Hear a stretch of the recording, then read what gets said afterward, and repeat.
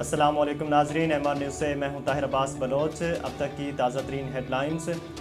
لاہور کے علاقے گلشن راوی میں 2 بھائیوں کے قتل کا واقعہ پیش آیا ہے۔ نامعلوم کار سوار دونوں بھائیوں کو قتل کر کے لاش پھینک کر فرار ہو گئے۔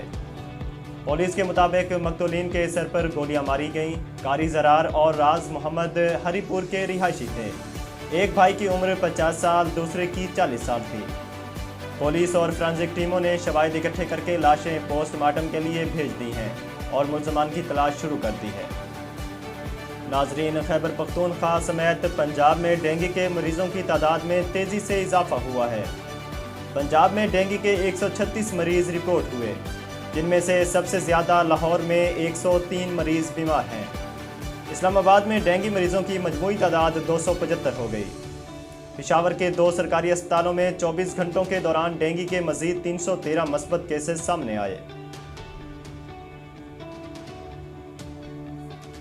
پاکستانی اداکار اور کامیڈین عمر شریف کو جرمنی کے ہسپتال میں نمونیا ہو گیا اور ان کی آج ممکنہ طور پر امریکہ روانگی مؤخر کیے جانے کا خدشہ ہے، جبکہ انہیں علاج کے لیے نیورمبرگ کے اسپتال میں داخل کر لیا گیا ہے۔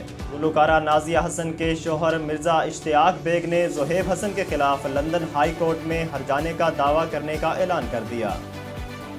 مرزا اشتیاق بیگ نے کہا کہ زہیب حسن نے بے بنیاد الزام لگا کر ان کی شہرت کو نقصان پہنچانے کی کوشش کی۔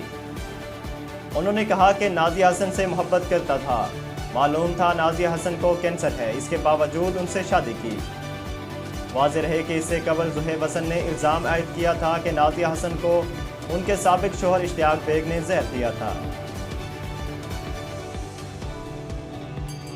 عالمی وبا کورونا سے بچاؤ کی ویکسین نہ لگوانے والوں کو کل یعنی 1 اکتوبر سے مزید مشکلات کا سامنا کرنا پڑے گا۔